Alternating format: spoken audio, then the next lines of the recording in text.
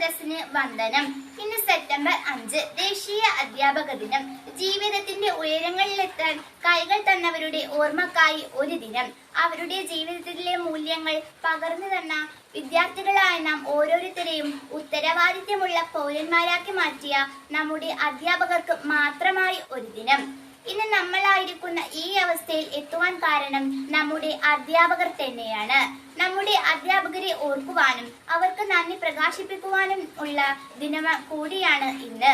ഇന്ത്യയുടെ ആദ്യത്തെ വൈസ് പ്രസിഡന്റും രണ്ടാമത് പ്രസിഡന്റുമായ ഡോക്ടർ എസ് രാധാകൃഷ്ണന്റെ ജന്മദിനമാണ് സെപ്റ്റംബർ 5 ദേശീയ അധ്യാപക ദിനമായി ലോകമെമ്പാടും ആചരിച്ചു വരുന്നത്.